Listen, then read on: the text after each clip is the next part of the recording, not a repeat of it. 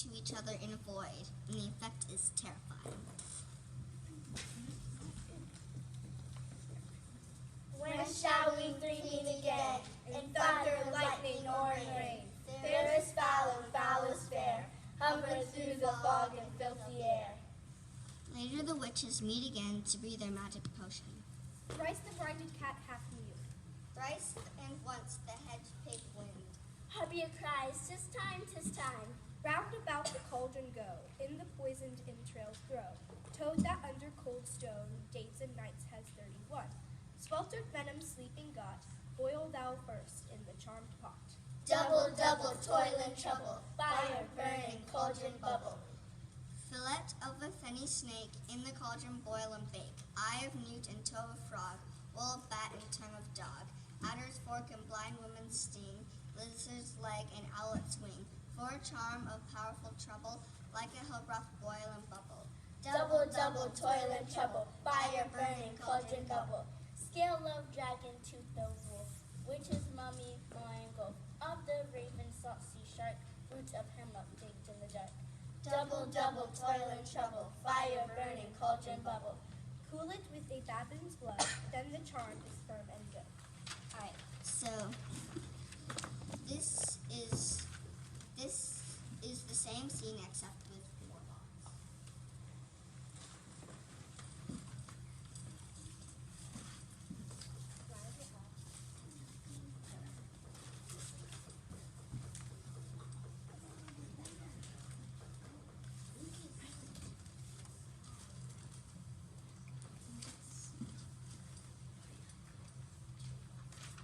Shall we three meet again, in thunder, lightning, or in rain? Fair is foul and foul is fair, hover through the fog and fill the air.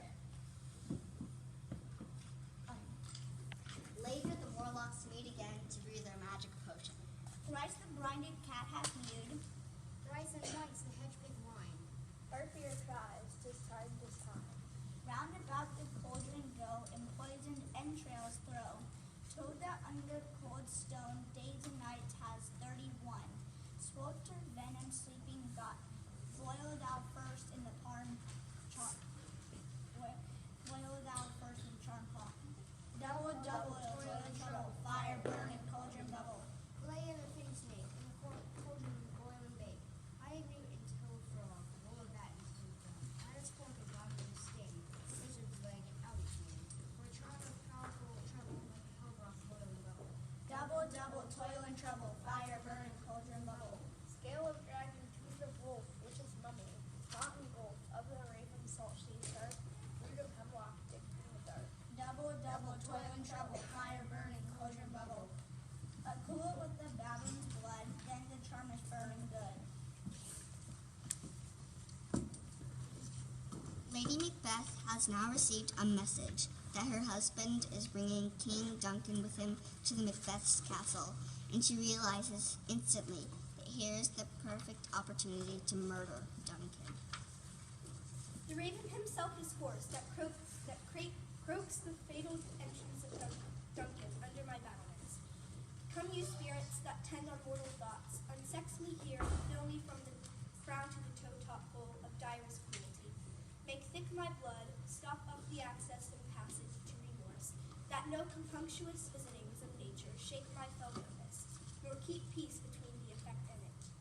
And pall thee in the dunnest smoke of hell, that my keen knife see not the wound it makes, nor heaven peep through the blanket of dark, to cry, hold, old. The setting is Macbeth's castle in Dunsinane, just outside of Lady Macbeth's bedchambers. Enter a doctor of physic and a waiting gentlewoman.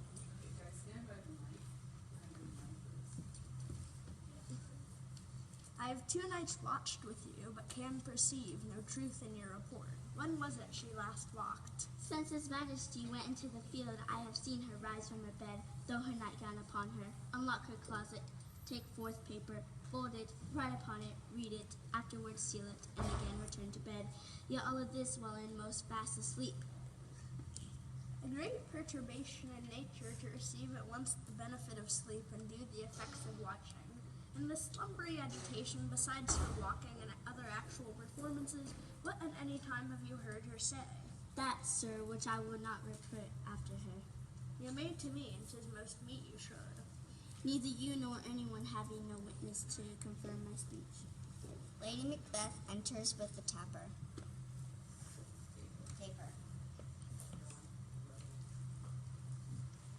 Lo you, here she comes. This is her very guise, and upon my life, fast asleep, observe her. Stand close.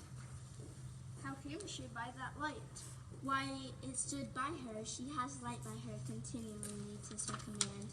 You see her eyes are open. Aye, but her senses shut. What is it she does now?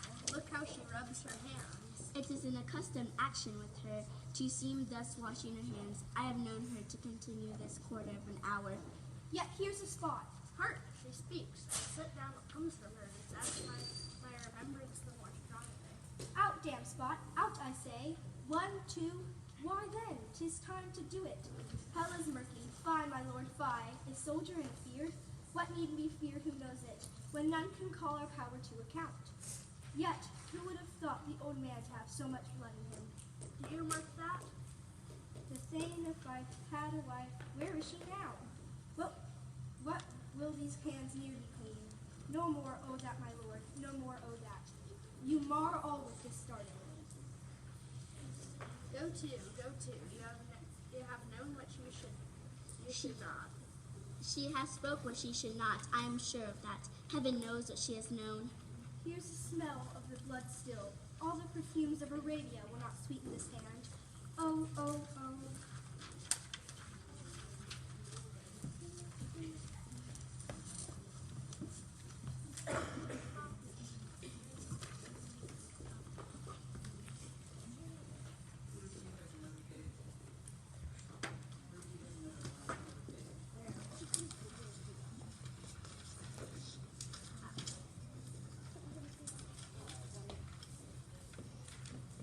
The first line of the following soliloquy is spoken by Macbeth at the end of the play that bears his name. His enemies have his castle surrounded, and the odds against Macbeth's survival are overwhelming.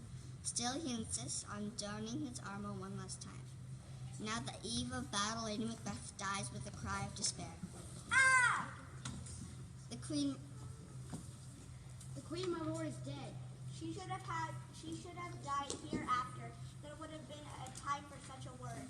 Tomorrow and tomorrow and tomorrow creeps in this petty pace from day to day to the last syllable of recorded time, and all our yesterdays have lighted for the way to dusty death.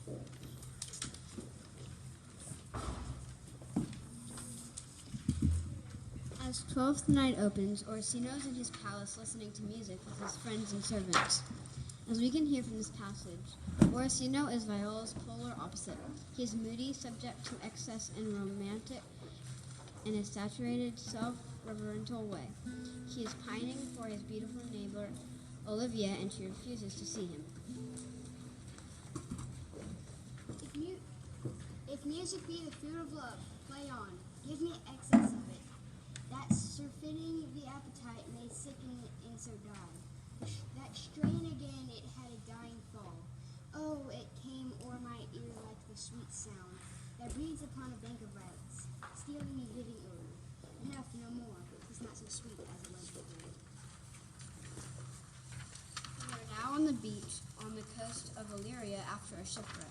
A ship was split on a rock. Lives were lost. A man tied himself to a mast to save himself, and a few survivors have struggled out of the water onto the beach. It is here that we meet Viola. What country, friends, is this? This is Illyria, lady. And what should I do in Illyria? My brother is in Elysium. Perchance he is not drowned. What thinks you, sailors? It is perchance you yourself were saved. Who governs here? Orsino, Orsino, I have heard my father name him. He was a bachelor then. and is so now or was so very lately. For but a month ago I went from hence, and then 'twas fresh a murmur, as you know, what great ones do the less will prattle of. that he did seek the love of fair Olivia. What's she? A virtuous maid, the daughter of a count, that died some 12 months since, then leaving her in the protection of his son, her brother, who shortly died, for whose dear love, they say, she hath abjured the sight of in company of men. Oh, that I served that lady. That were hard to compass, because she will admit no kind of suit, no, not the duke's. I prithee, and I'll pay thee bounteously. Conceal me what I am, and be my aid for such disguise as haply shall become the form of my intent. I'll serve this duke.